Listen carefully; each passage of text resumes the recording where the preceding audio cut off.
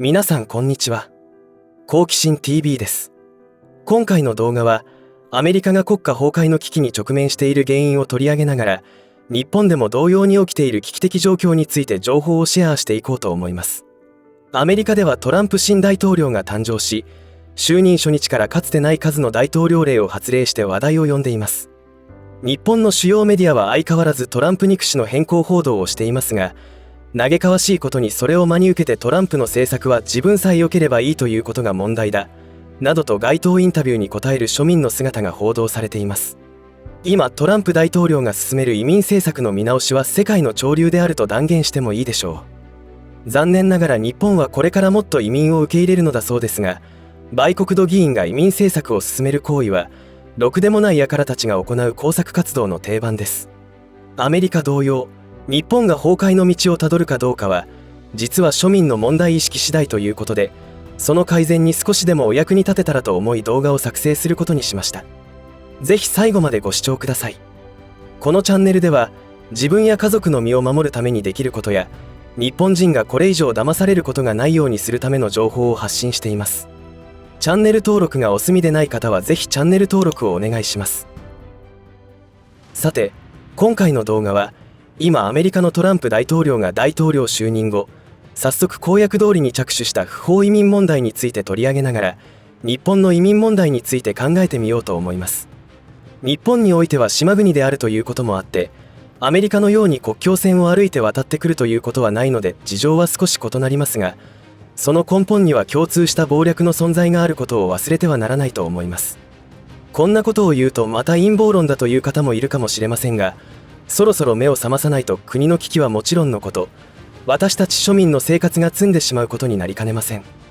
かつてアメリカのルーズベルト大統領は、世界的な事件は偶然に起こることは決してない、そうなるように前もって仕組まれてそうなると、私はあなたにかけてもいいという有名な言葉を残しています。そのルーズベルトはそういった謀略を嘆いた大統領ではなく、先の大戦で日本を戦争に踏み切らざるを得ないように仕向けた張本人です。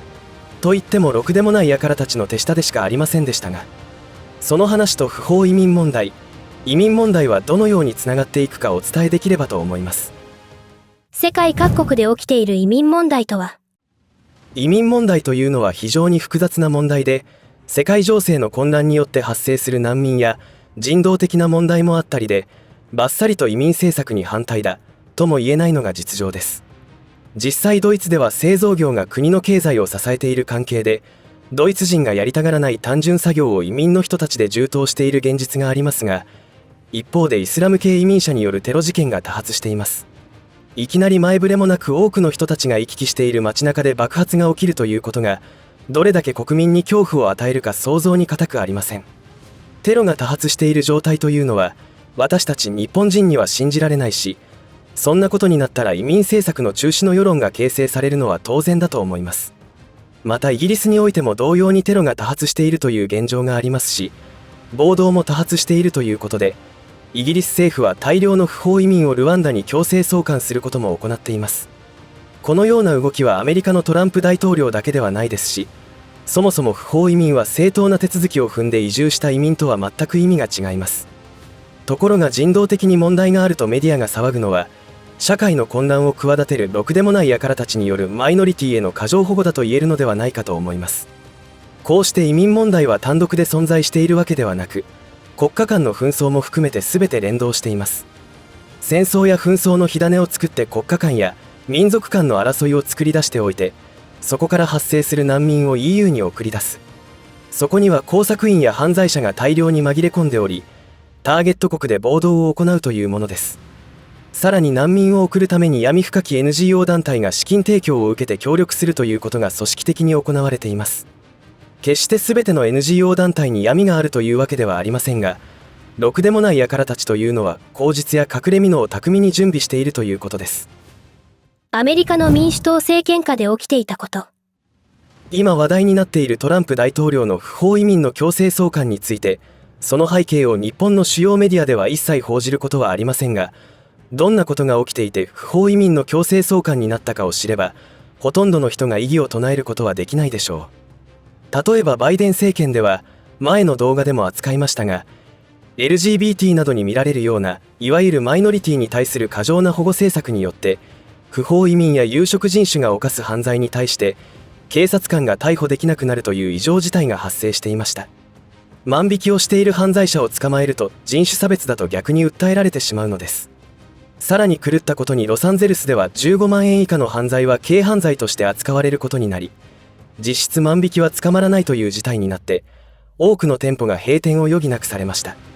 また大統領選挙においては不法移民に選挙権を与えるというだけでなく、郵便投票によって不正投票を誘発したことも分かってきています。これらのことは民主主義体制の国家崩壊につながる重要課題だとしてトランプは大統領就任後すぐに行動したというわけです。言ってみれば国や国民を守るべき大統領が当たり前のことをしただけのことを反トランプのポジションを取っているメディアは変更報道しているというのが今現在の状況です。さすがに一定数の人たちは今現在の変更報道はオールドメディアのデタラメさを再認識するだけの状態になっておりますので、これからは世の中が大きく変わると思います。日本人の常識は世界の非常識。日本の常識は世界の非常識という言葉は昔から何かにつけて言われてきたことなので一定の理解が得られると思いますが、生きるか死ぬかの話につながる致命的なことを言うと、現代においても日本を侵略しようとしている計画があって、それは確実に進行中だというと、それこそ陰謀論などと言われます。まさかそんなことはしないだろうというわけです。世界を見渡しても農耕民族は他国を侵略するという発想はないようです。しかしアーリア人に代表される狩猟民族は常に他人を殺してでも利益を得ようとしてきたことは歴史からわかります。海外の知識人の多くが京都御所の無防備さに驚くと言われています。私たちにはピンときませんが、確かに陸続きの国ではある日突然騎馬隊が現れて村民は皆殺しなんてことが日常茶飯事でしたから、村は高い城壁に囲まれており、村民はエリアの中で暮らしていました。これは中国においても見られます。このように他国を侵略して利益を得るという文化、発想は今も確実に存在しておりまして、特に今の日本は中国や韓国側からの内部侵略を受けています。内部侵略とはメディア支配という形で行われてきたことが明らかになってきましたが、現代において国家ぐるみで他国を侵略するなんてことはないし、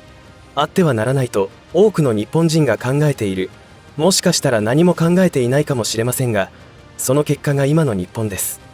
外国人には湯水のごとく税金を使いますが、日本人の学生や庶民にはお金の苦労をさせる、財産を絞り取る政策をしています。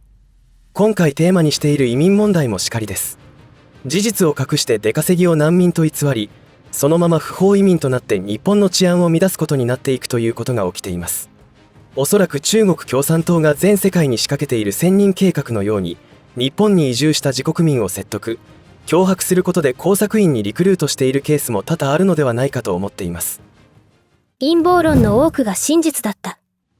陰謀論とはアメリカの CIA が庶民から真実を隠すために作られた言葉であるということがよく言われます。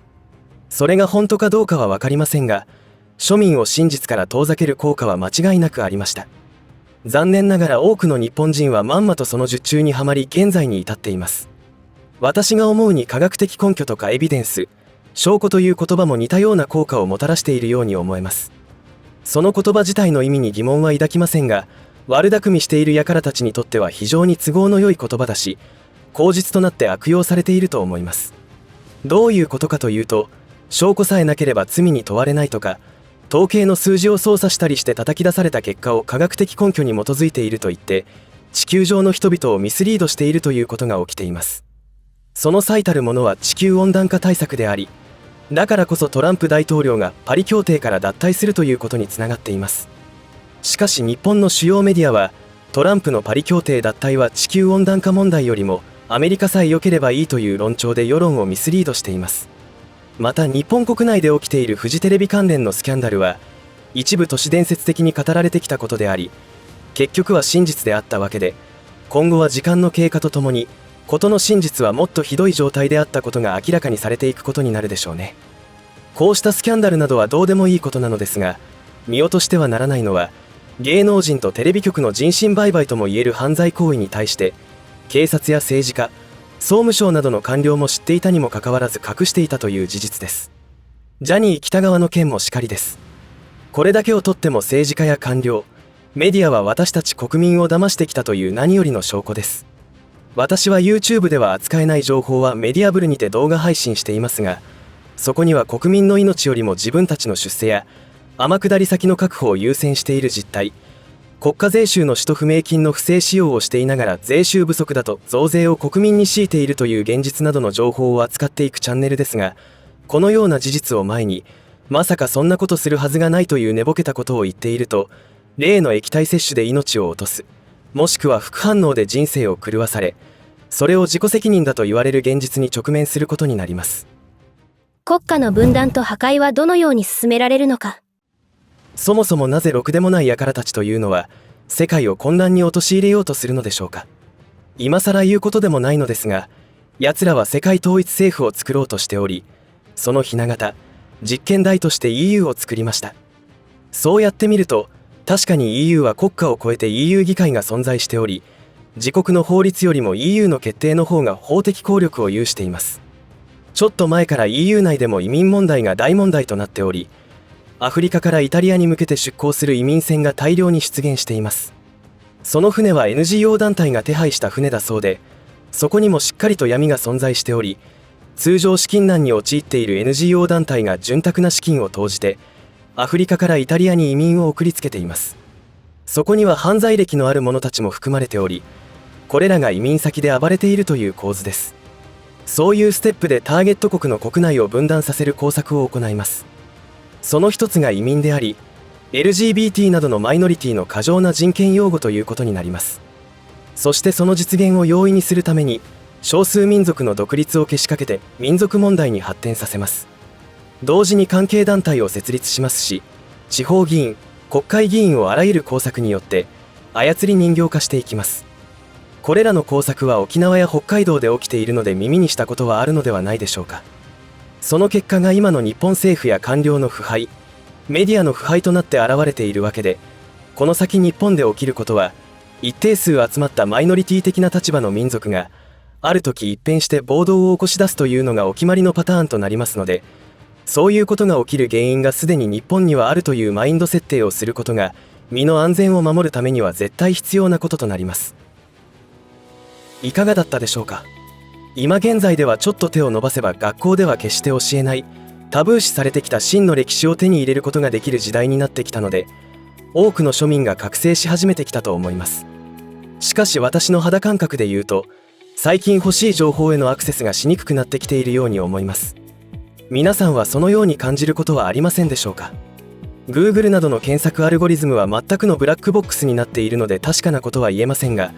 私などは動画を作成するにあたって平均2時間ほど検索に時間を取ります。その際に欲しい情報にヒットする時間がとてつもなく長くなってきているし、場合によってはたどり着けないということも起きています。